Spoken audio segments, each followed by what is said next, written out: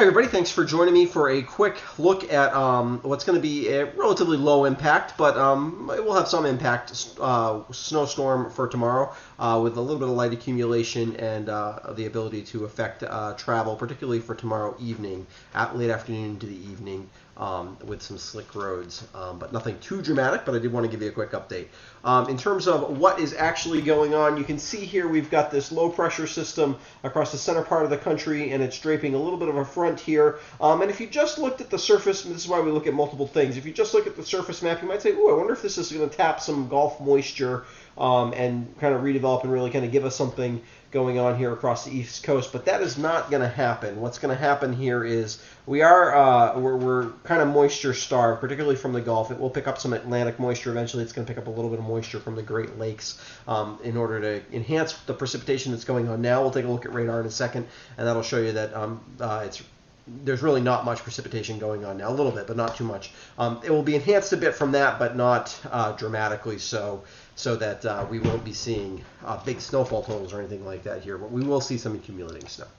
Radar, if we can look here, we've got currently across, most of the snow is falling light, and there's some moderate echoes there across Iowa. A little bit of snow is moving into Wisconsin and leaving Minnesota. You can see also that we've got some rain here across Missouri, which is a sign that temperatures have finally moderated over the south central part of the United States, which is good as in allowing Texans, particularly who've had all the power issues as related to last week's cold and storm, start to subside, and they can start to really clean up down there as they're going to head back towards normal this week.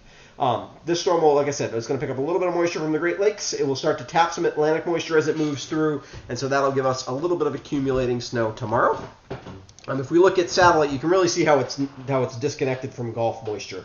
The storm's just too far north to tap any of the Gulf moisture. It doesn't have a big moisture feed here.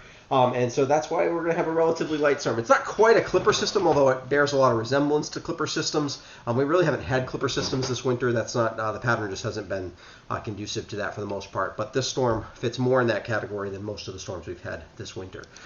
Just a quick look at temperatures. You can see that the cold air has retreated into Canada. Actually, a lot of, particularly southwestern Canada, is well above normal for this time of year, in the 30s and 40s, even across the Canadian Rockies there, and 20s and 30s for a lot of southern Canada.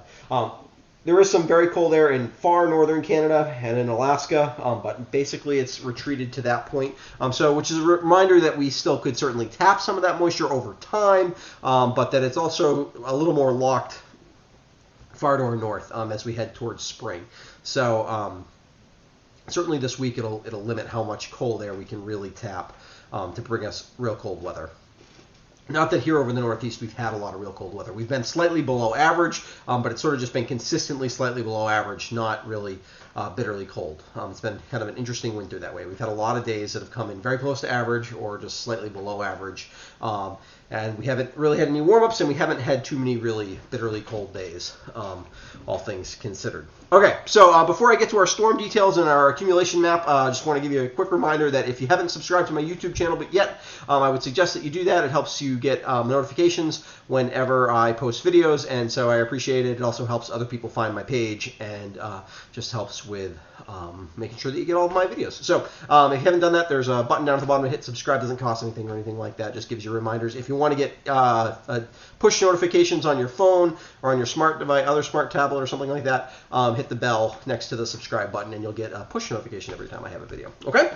In terms of details for the storm, pretty simple. Tomorrow afternoon, snow begins just afternoon, ends before midnight, so probably really only snows for 8 to 10 hours. Total accumulations 2 to 4 inches. You might see up to 5 inches possibly for some of those western-facing slopes towards the high elevations. Thinking places like near the base lodge of Bromley in Peru. If you're heading across Route 30 from Winhall to Manchester.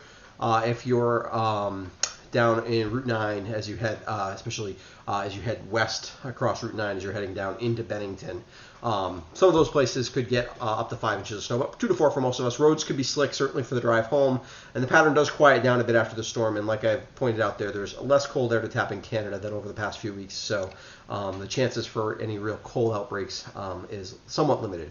I'll be back tomorrow morning with a look at the work week forecast, and certainly I'll update if there's any changes with the storm, although I think that this forecast is pretty locked in. We'll be able to look at some updated radar to see how close the snow is to us by then. Otherwise, thanks for checking out my videos, and want to give a quick shout out at the end of the video here to my patrons who help support what I do here and help provide me with some of the equipment I have and provide for more forecasts. And if you want to become a patron, you can follow the link below that explains what that's about and how it helps out. So, and also what you get, some of the extras that I offer up to my patrons. So, thanks for joining me, and we'll be back, like I said, tomorrow morning about 7 o'clock with the work.